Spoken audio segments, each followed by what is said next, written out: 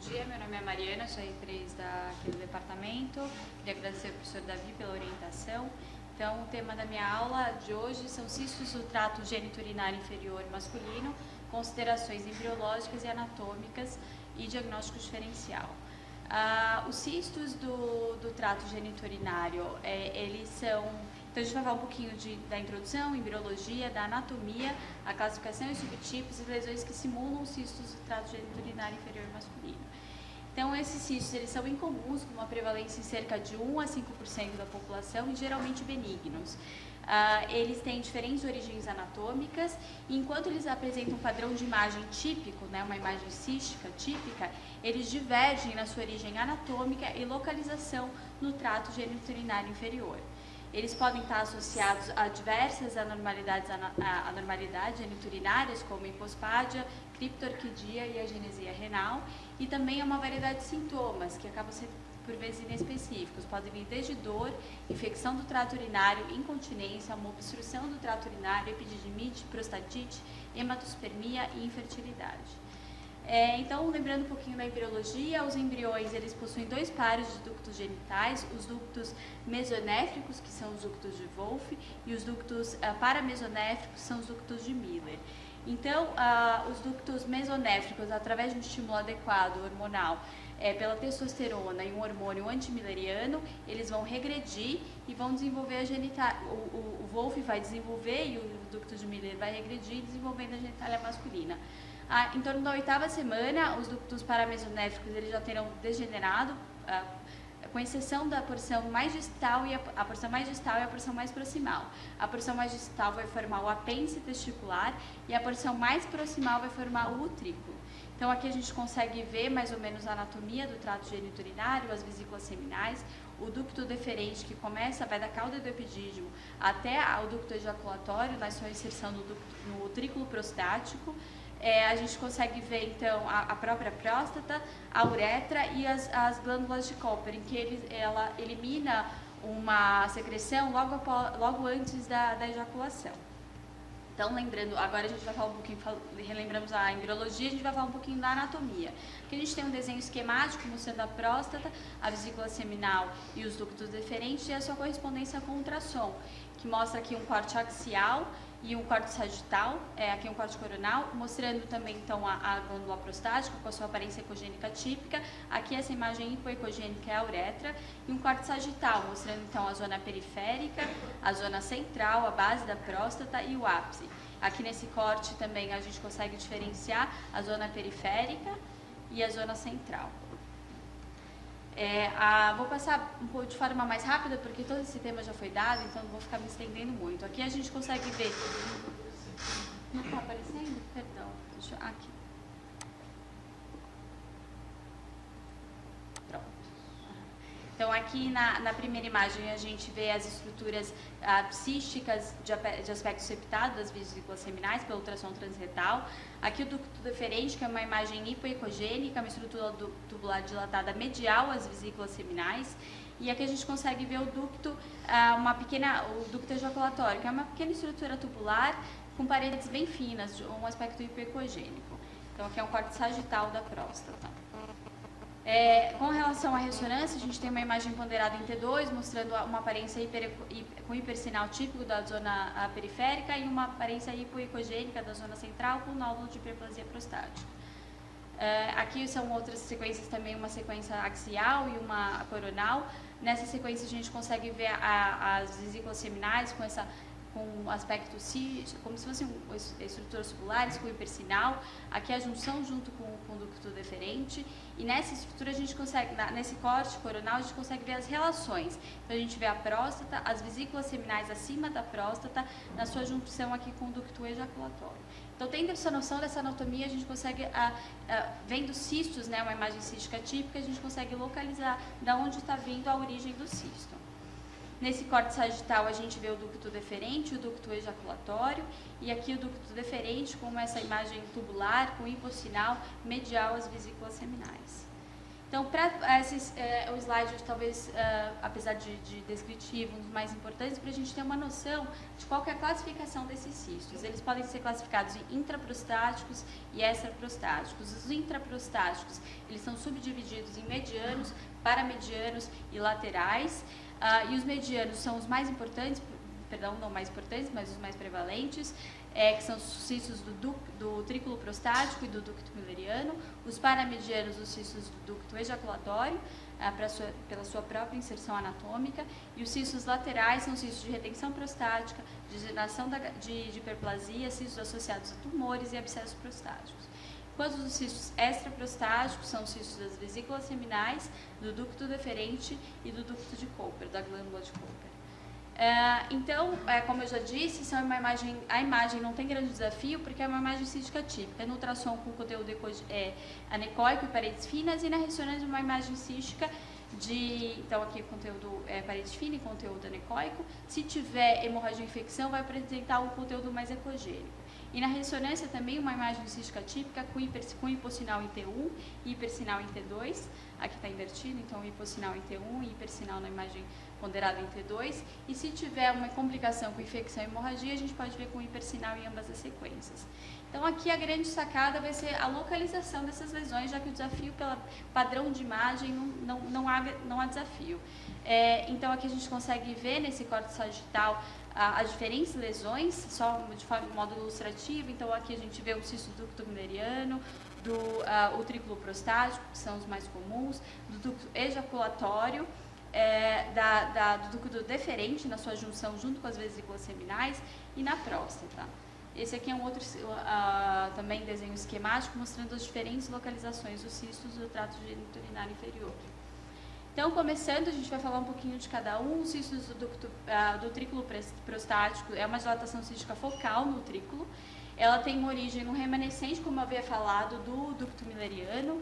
E o que é importante é que se apresenta diferença, porque a gente sempre diferencia no trículo do ducto mülleriano. Enquanto o trículo prostático é um paciente mais jovem, então abaixo de 20 anos, eles podem complicar com infecção e sangramento. Existem relatos de associação com carcinoma. Eles apresentam uma comunicação com a uretra prostática, diferente do ducto mülleriano que a gente vai ver mais para frente.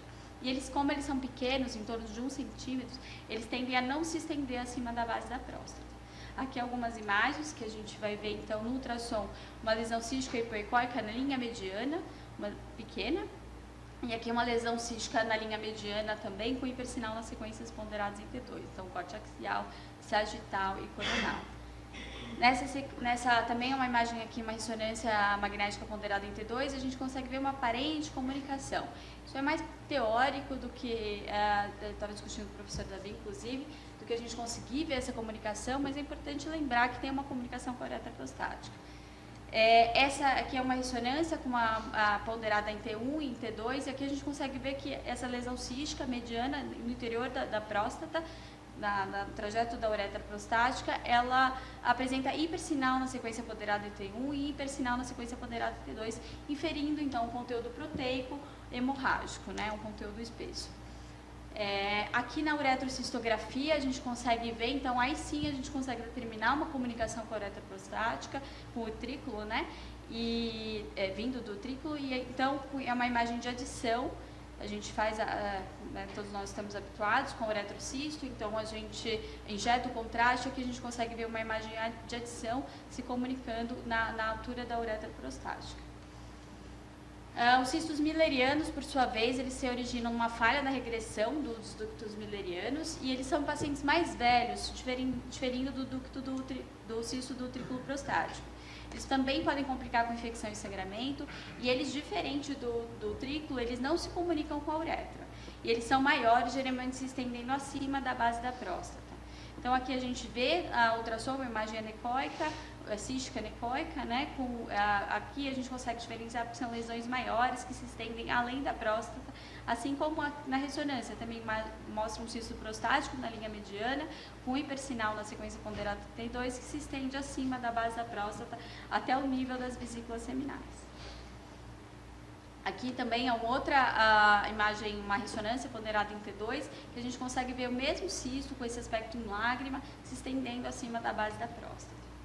Essa é uma tabela para consulta posterior, só o artigo ele aborda a diferenciação por serem os cistos mais comuns.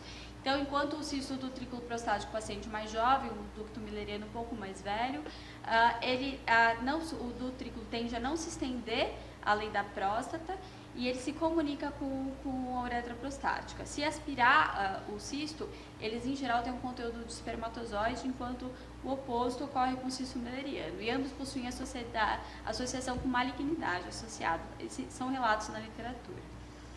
Os ductos, agora a gente vai falar um pouquinho de cada um. Os cistos do ducto ejaculatório são raros e é uma das principais causas de infertilidade masculina em pacientes com oligoiospermia. Eles têm origem na obstrução congênita ou adquirida do ducto ejaculatório. São cistos uniloculares ao longo do ducto, lateral à linha mediana na zona central da próstata.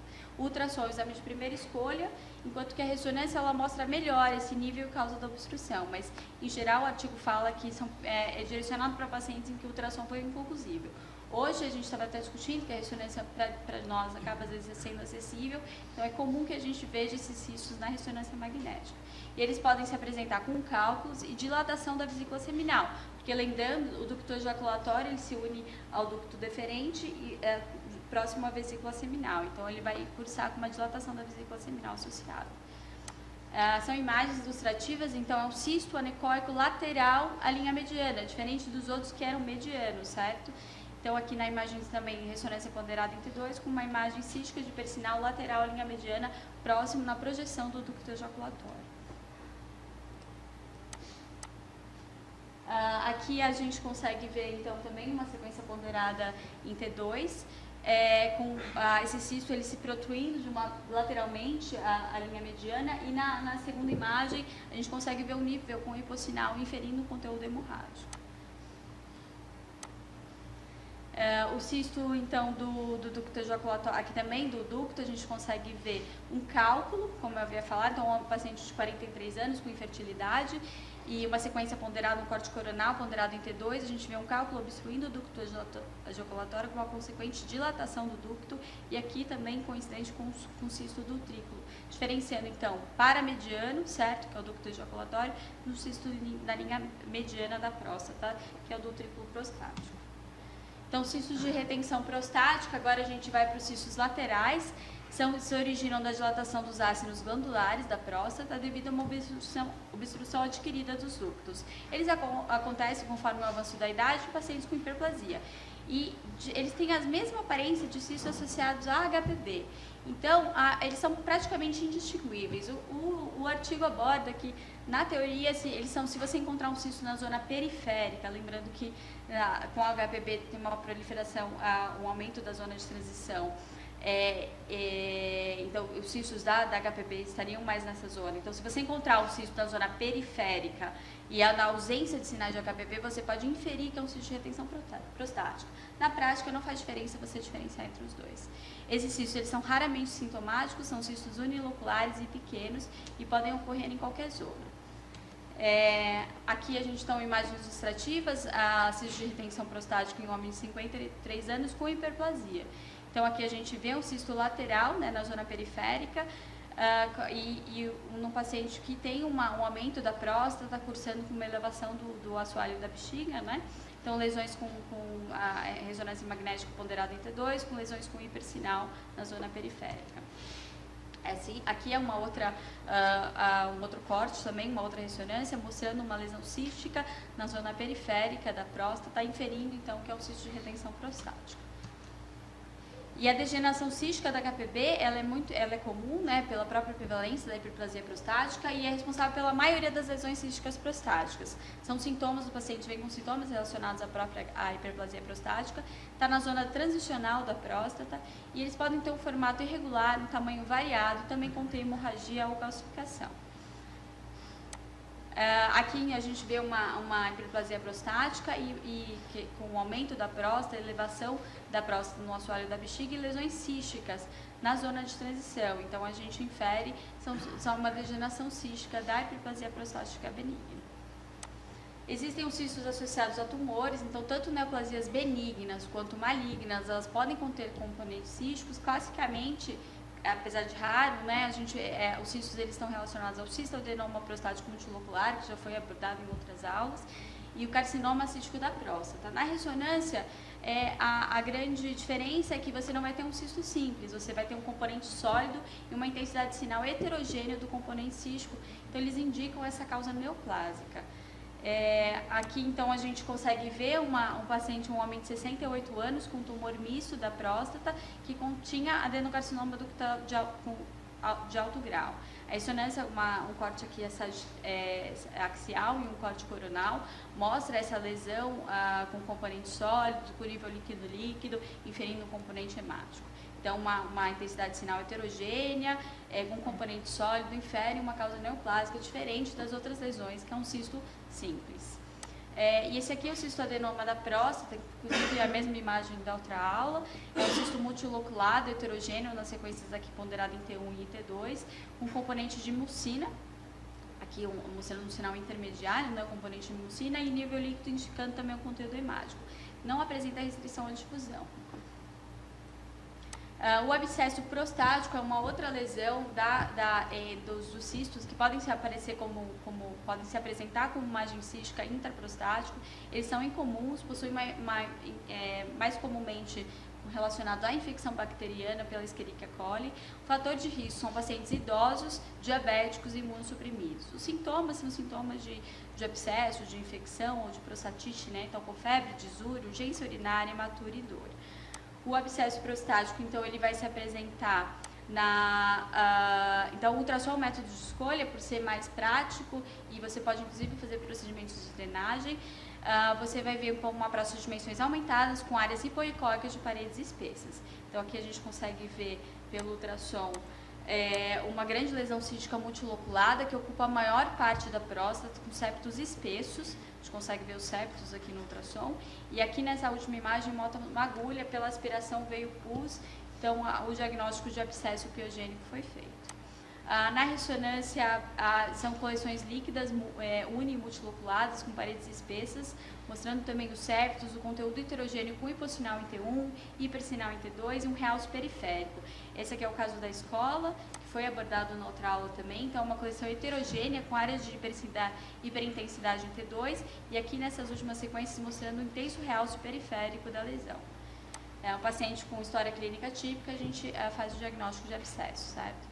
Aqui lembrando da prostatite crônica, que ela evolui, ela pode se apresentar com uma prostatite cavitária, então pela própria fibrose e vários abscessos pequenos vão se apresentar como se fossem vários cistos, difusamente distribuídos por toda a glândula. Aqui a gente tem um corte coronal da próstata mostrando essas imagens císticas difusamente distribuídas e foi comprovado pela patologia que era uma prostatite crônica cavitária. E agora, cistos extraprostáticos, então a gente terminou o assunto dos cistos intraprostáticos, a gente vai falar dos três últimos, que são os extraprostáticos.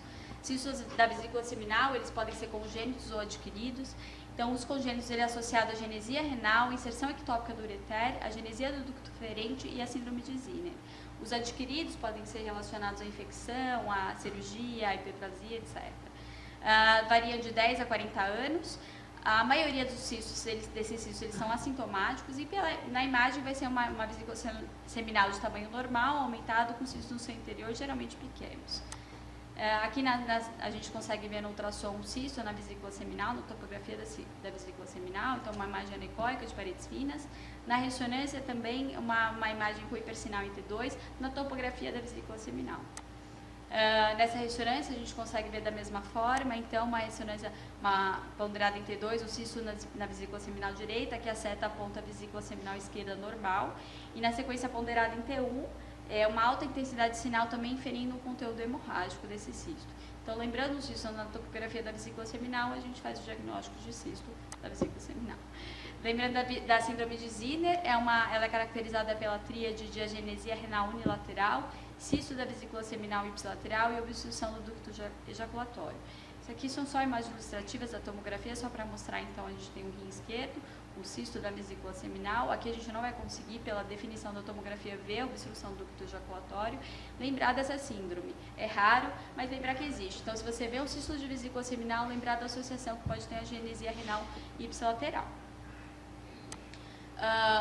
O cisto do ducto deferente, aqui a gente consegue, ele pode ser congênito ou adquirido, por infecção, obstrução ou neoplasia. Nessa imagem a gente vê é um paciente com uma lesão no tumor de bexiga, que a gente vê a uretéria, a massa vesical e uma obstrução incidental, uma dilatação incidental do ducto deferente. Então, lembrando que o deferente ele vai lá do epidídimo, passa pelo canal inguinal e vem lateralmente na próstata, se unindo lá posteriormente, lateralmente na pelve, se unindo posteriormente na próstata, próximas às vesículas seminais. Então, a gente vai ver uma dilatação da topografia do ducto deferente. Os cistos do ducto de Cooper então, tem aquelas duas glândulas próximas à uretra bulbar, né? Ela se drena na uretra bulbar. Eles podem, se você tem uma obstrução desses ductos da glândula, você vai ter uma dilatação cística dela. Então, eles podem ser congênitos ou adquiridos, geralmente também são assintomáticos. E na imagem vai ser uma lesão cística unilocular na face posterior ou posterolateral à porção bulbomembranosa da uretra posterior. Aqui são imagens, então, um ultrassom transretal mostrando uma imagem cística, unilocular, com ecos internos, né, localizado numa raiz do pênis. E na ressonância magnética ponderada em T2, a gente vê uma imagem cística com hipersinal também. E nessa ressonância ponderada em T1, a gente vê um intenso realce, então, com hipossinal aqui da lesão cística e o intenso realce periférico.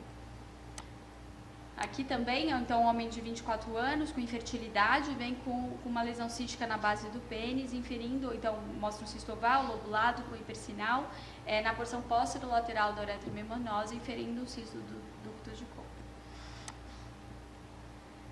O diagnóstico diferencial, existem 4, basicamente, acho que é um diagnóstico diferencial também mais teórico, mas só para ilustrar, para lembrar dessas diferenças. Então, aqui no corte axial, principalmente, você vê uma dilatação cística no interior da uretra.